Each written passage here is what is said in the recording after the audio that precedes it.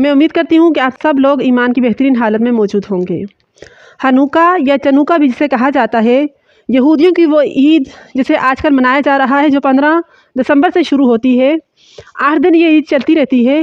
اس کا اور فلسطین کا آپس میں بہت زیادہ گہرا تعلق ہے، اور میں آپ کو ابھی ثابت کر کے بھی دکھاتی ہوں۔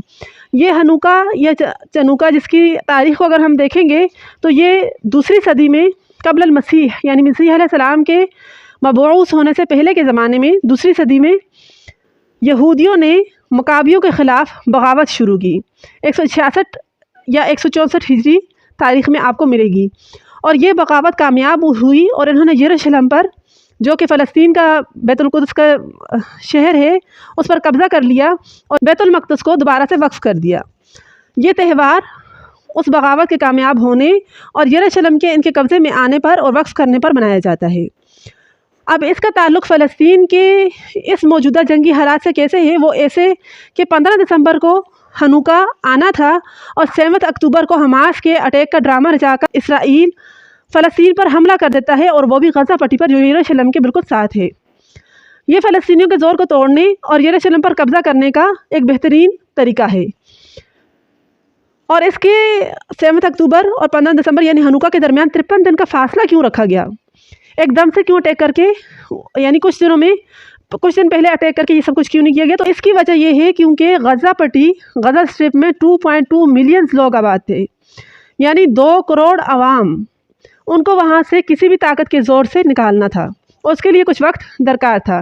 چنانچہ اس لیے اس طرح کا منصوبہ ڈیزائن کیا گیا کہ آسانی سے ان لوگوں کو وہاں سے شفٹ کیا جا سکے۔ اسرائیل نے بہت زور دیا اس بات پر کہ لوگوں کو بمبارمنٹ سے ڈرا کر نقل مکانی پر مجبور کیا جائے۔ لوگوں نے ہاسپٹلز میں پناہ لینا شروع کر دی، مہاجرین کیمپس میں پناہ لینا شروع کر دی۔ تو اسرائیل نے انہیں وہاں سے بھگانے کے لیے ہاسپٹلز کو ٹارگٹ کرنا شروع کر دیا، اور الزام یہ لگایا کہ حماس وہاں پر موجود ہے۔ چنانچہ لوگوں کو وہاں سے بھی کسی طور پر کچھ حد تک لوگ وہاں سے نکل گئے، لیکن مکمل طور پر وہاں سے اسرائیل انہیں نہ نکال سکا، اور اسرائیل کا یہ ڈرامہ فلوپ ہو گیا اس غزہ کے مسلمانوں کی ایمان کے سامنے کہ جن کے ساتھ اس کی لڑائی ہو رہی تھی۔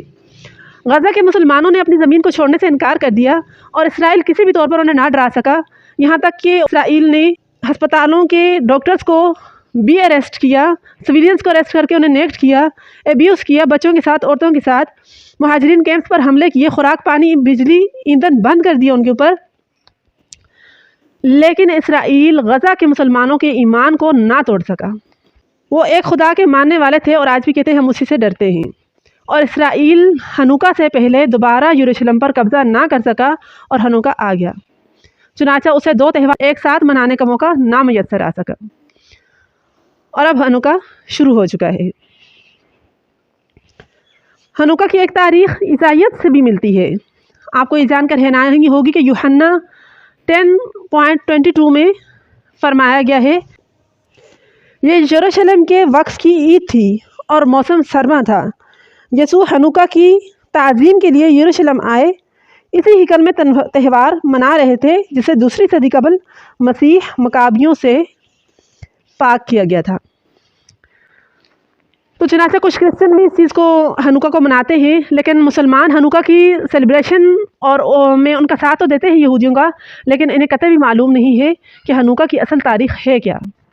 چنانچہ ان معلومات کو زیادہ سے زیادہ شیئر کیجیے تاکہ لوگوں میں اویئرنیس آ سکے، وہ سمجھ سکیں کہ یہودی اصل میں چاہتے کیا ہیں، اور ان کا فلسطین کو ٹارگٹ کرنا اور ہنوکا کو منانا یہ کس چیز کے لیے ہے، اور وہ کیا چاہتے ہیں، اور لوگ مظلوم فلسطینیوں کا ساتھ دے سکیں تاکہ ان سے ان کی زمین نہ چھینی جا سکے، اور فلسطین اپنے ملک میں آزادی کے ساتھ رہ سکے۔